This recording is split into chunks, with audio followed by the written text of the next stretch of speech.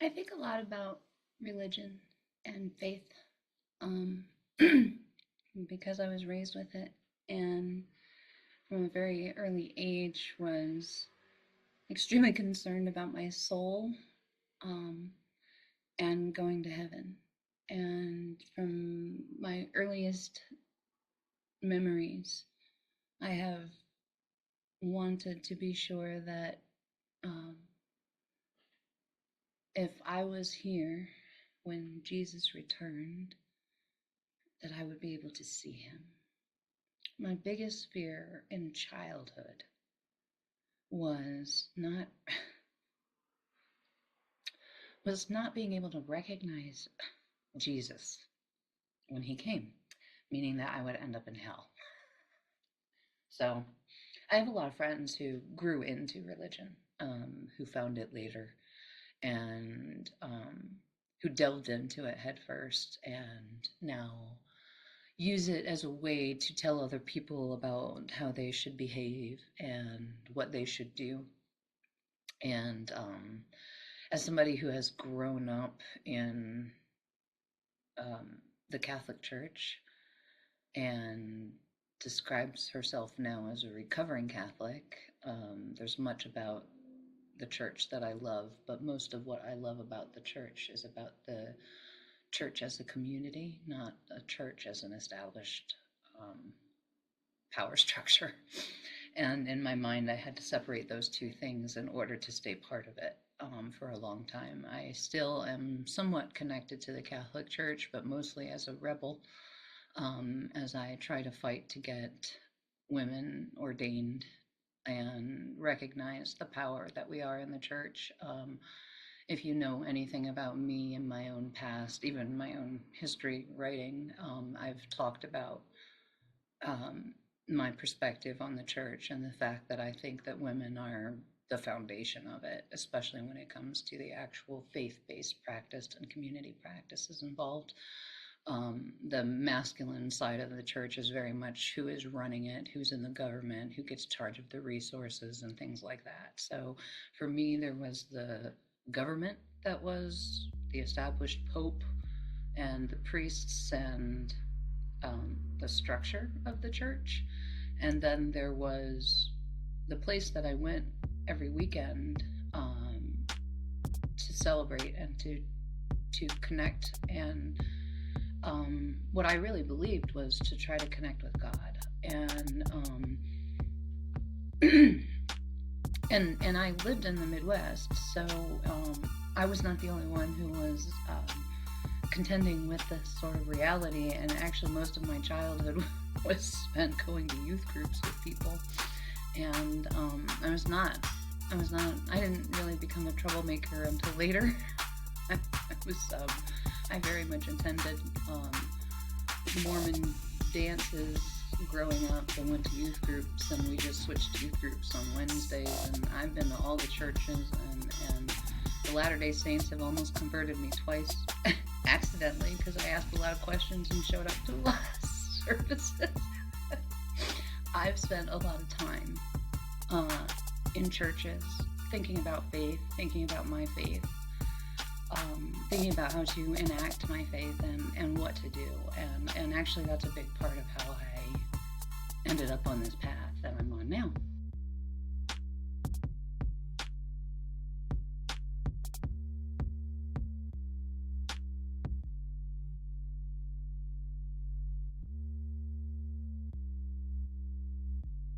Both of my parents were very religious, and also at the same time, my mom had like a rebellious feminist streak.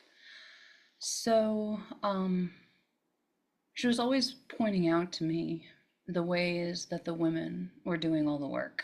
And I don't even think um, we had the vocabulary at that point to really articulate what was going on with the power structures for each other. But I think my initial separations with the Catholic Church really started based on feminism and the fact that the women cleaned, maintained, ran the churches, and most of the people that I really connected with in the church were usually, if they were part of the establishment, they were usually nuns, more than priests. It wasn't the masculine that was emotionally attached, and it was often the feminine. And because of that, I was just always very aware of the feminine influence in the church. Who brought people to church? It was always the women, the mothers, and their children. The men would come and go depending on what was going on in their lives, and including my own father. He was on a different schedule than us. He didn't prefer the mass that we went to. He would opt out and go to a separate thing, because he didn't celebrate the same way that we did.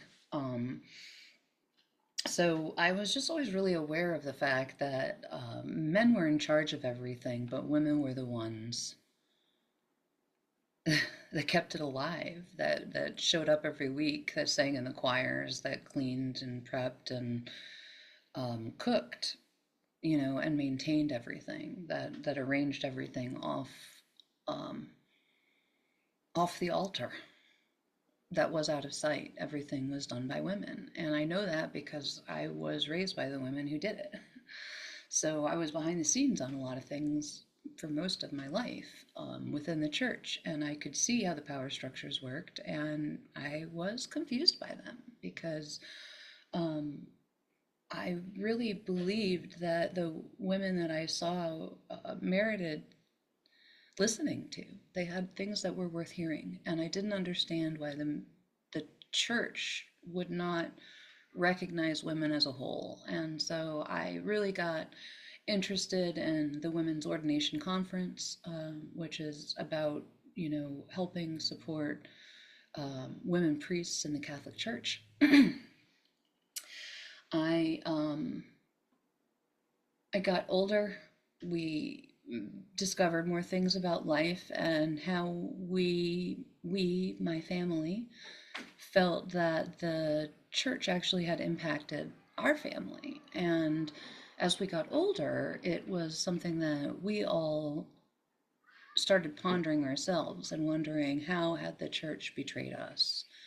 And was it part of the reason that we had struggled with the things that we'd struggled with our own family members? What had happened to them, and did it happen to them in the church? And an element of betrayal shows up when that occurred. So the first betrayal was not accepting me as a woman. The second betrayal was a lack of safety for those that I loved when they had gone to the church, mostly to be of service, or have they gone to the church because they needed a place that was safe, and they came back changed. And we wondered why. And then all the scandal stuff kind of came out in the 90s, and we really wondered why. What had happened to the older generations in our family? What had gone on? Is that something that would explain the weird experiences that we had all had ourselves? That we were really faith-based, but there was a tension, and that there was something that tied us all together, but we never talked about what it was. And there was just a thing that the younger generation, we would talk to each other and say, what is this? What's going on here? I don't understand. I never did obtain any confirmation of any sort that anything like that actually did happen in my family. Just to be fully disclosed, it was something that we went through and we worried about for a long time, and with that came a feeling of very extreme betrayal. Well, there's betrayal that happens when you've been mistreated by an authority figure, and then there's the betrayal that happens when you have been misled by somebody who's not just a leader in the physical realm, but also supposed to be a spiritual and an emotional and psychological leader. So this level of betrayal that came with this contemplation of how did the church impact my family directly, and were the dysfunctions that I saw a result of what happened to them in the church, was a very difficult uh, period, to say the least. Um, and so I really want to talk, I guess, about the fact that I don't really practice my faith in the way that I was raised. I don't practice my faith in that I don't go to church on the weekends and things like that. But I do have a very strong faith, and I've always had a very strong faith. And it's actually, I think, a big part of what my purpose is in this lifetime, my faith. Um, and I have found that 2025 has been the year that I get to test my faith. And um, it turns out all the best ways, but not necessarily the easiest. So, so I wanted to mention this for a couple of different reasons. I want to talk about it because I want you to understand that I do not talk lightly about things when it comes to faith, when it comes to hope, when it comes to your soul, when it comes to our purpose, when it comes to loving one another, when it comes to our flaws. I have been doing the work for literally as long as I can remember. Um, and also, I have a little bit of rebel in me and who I am. And I will not be contained by things that I think are not ethical or that I think are not just. So I don't care the shape that it shows up in. I don't care if you are going to walk around with a cross. If you are not acting with love, I am not fooled by a cross. I have seen many things in my life. I've experienced much betrayal.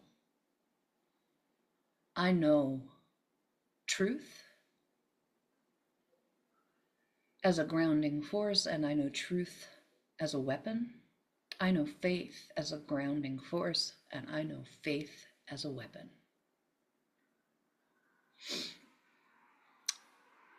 I do not believe in using faith, belief as a weapon. Period.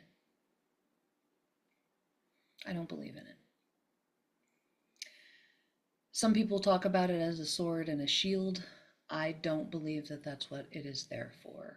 I do not believe faith is there to be a sword. I don't think you need a sword with faith. I think faith is the shield, and I think that is enough.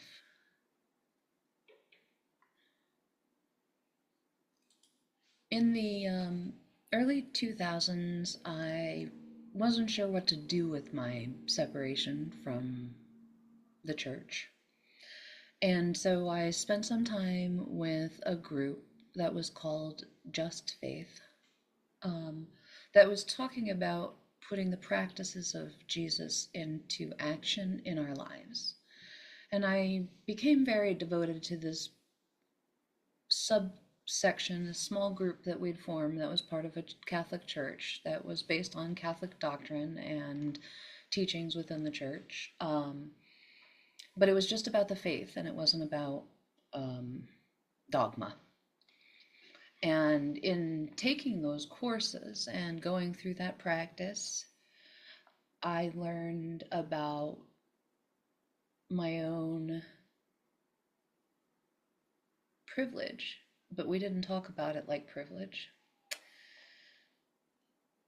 It was more of like the blessings that we'd received versus the blessings other people had. I learned about solidarity. I learned about how to meet people where they were I learned about the ways that we can be harmful when we try to help, even when we don't mean to be, because our privilege can confuse us. I learned about outreach to other people. I spent at least a decade of my life doing a pretty serious, intense homeless outreach efforts. I I still kind of can't stop myself sometimes. Um, the homeless pull to me in a way that I just want them to be seen. When you are homeless, when you are struggling with not having anything that is safe, and then on top of everything else, nobody sees you. They don't even say good morning. They don't even greet you. Oh,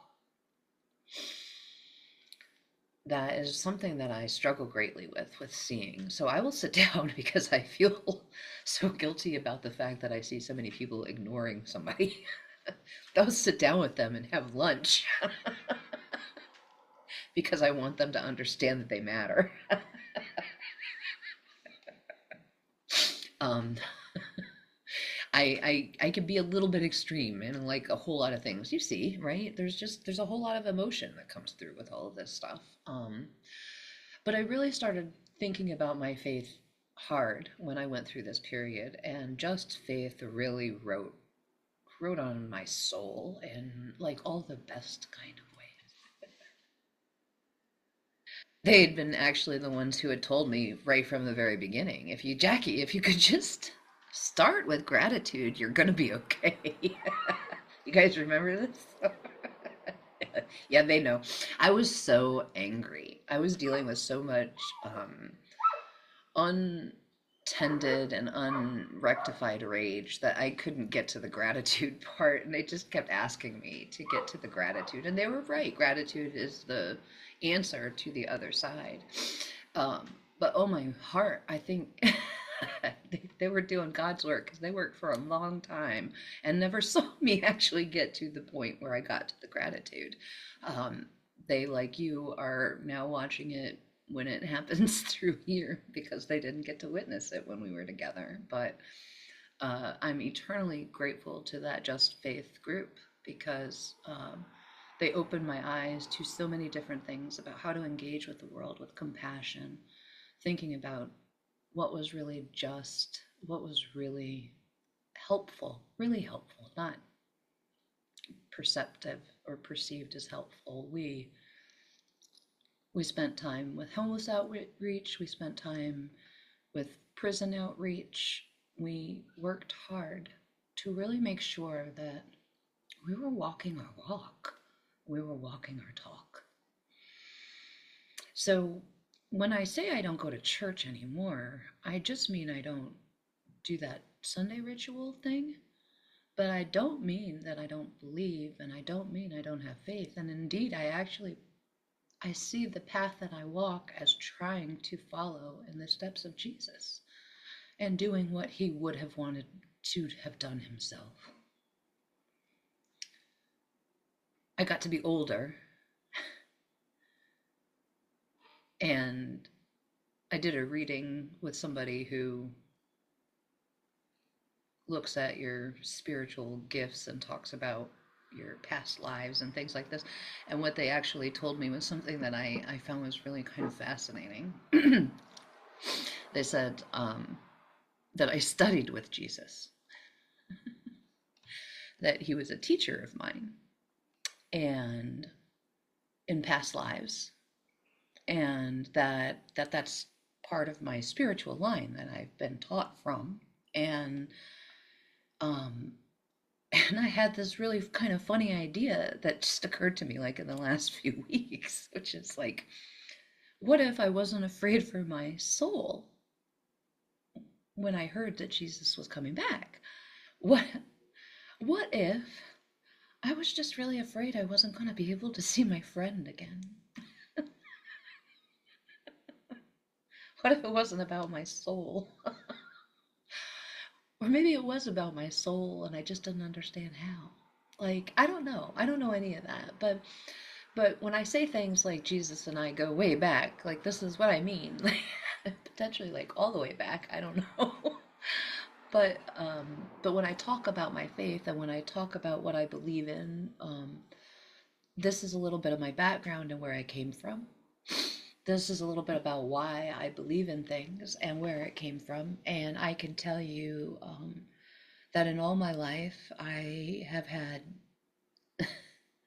so many amazing experiences that feel like close calls. Um, but I have always been protected, and I am grateful for this protection. I don't know how I received it, but I am grateful that I have it, and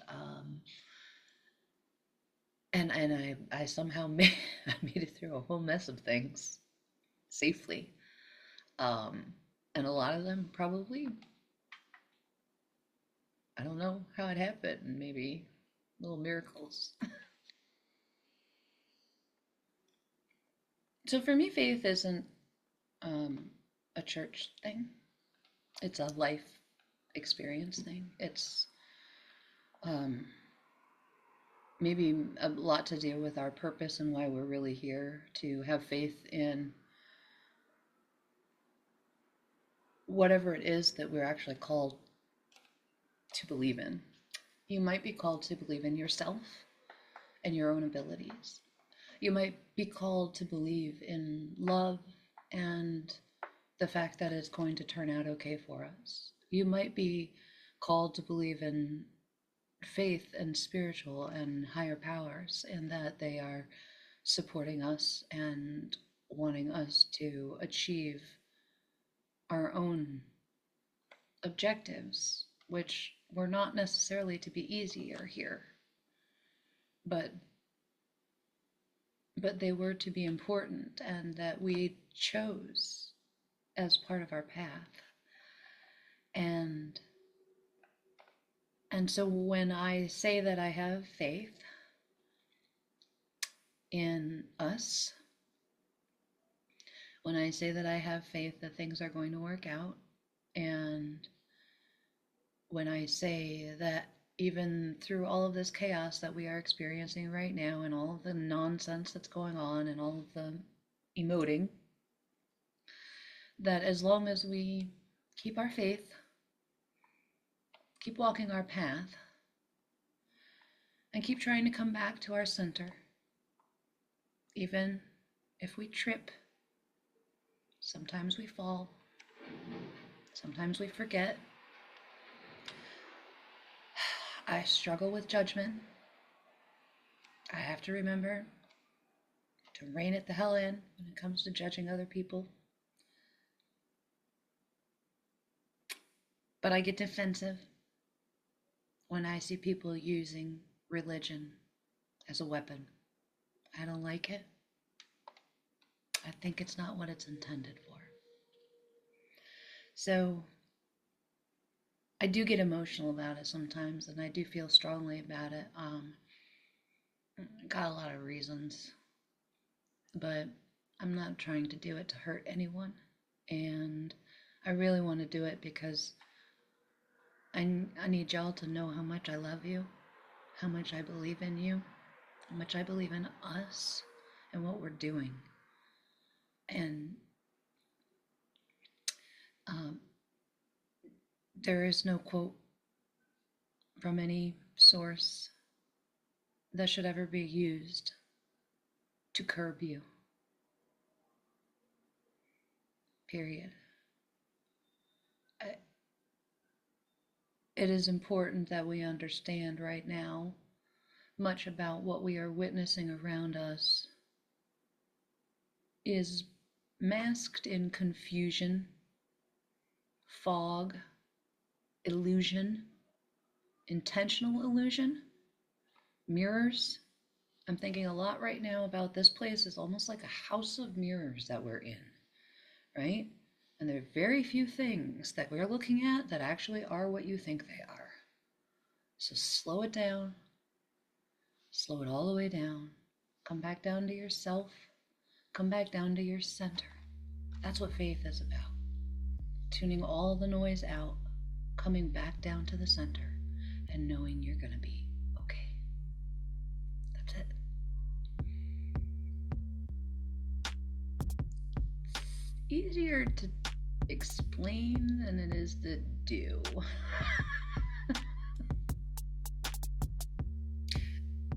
So to be fair, if it's not real natural or anything right away, it's understandable. All right? Give yourself a lot of grace because you need it. And then other people are going to need it. And then you're going to need it when you can't give it to other people or when they can't give it to you. So grace, y'all, grace. All right? Forgiveness. All right? And just try to act with love. That's all. All right? Happy Tuesday. I love you.